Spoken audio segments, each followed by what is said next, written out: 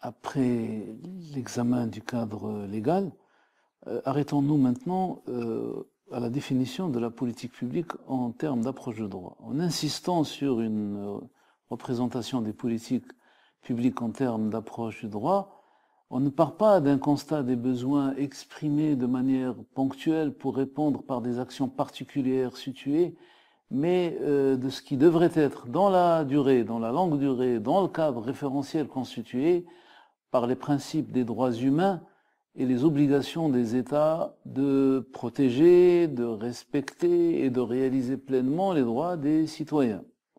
La politique publique désigne l'action ou l'ensemble des actions menées par une autorité publique définie comme une institution centrale de l'État, soit l'exécutif, soit le législatif, soit le judiciaire, etc., ou ses prolongements, ou ses représentations diverses, les agences, les administrations de nature particulière, en partenariat avec des organisations publiques ou privées, seules ou autres, etc. Les politiques publiques peuvent concerner toute la population, ou un ou plusieurs sous-groupes de population composant cette population, à la suite d'une prise de conscience, elle-même déterminée par un certain nombre de conditions, comme disposer d'informations sur le problème, disposer d'une grille de lecture, disposer de normes sociales et légales au regard desquelles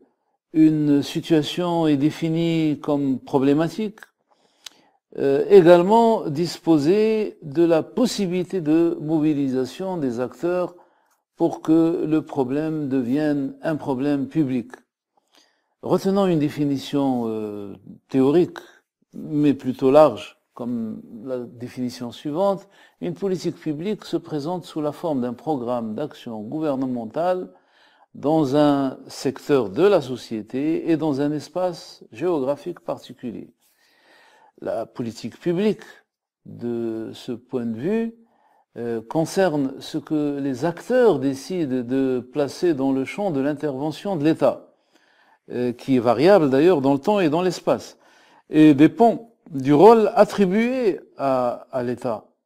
Elle peut être aussi le fruit d'acteurs aux intérêts multiples, divergents, voire opposés.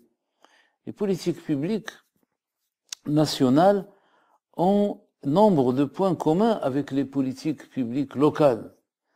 Mais parmi leurs divergences et les éléments définitionnels qui les permettent de les situer les uns par rapport aux autres, les unes par rapport aux autres, les politiques publiques nationales sont soit thématiques, soit territoriales. Tandis que les politiques publiques locales sont liées à un territoire. Les politiques publiques nationales peuvent être territoriales dans la mesure où le centre s'occupe d'un territoire ou deux territoires, les zones montagneuses, les zones désertiques, etc.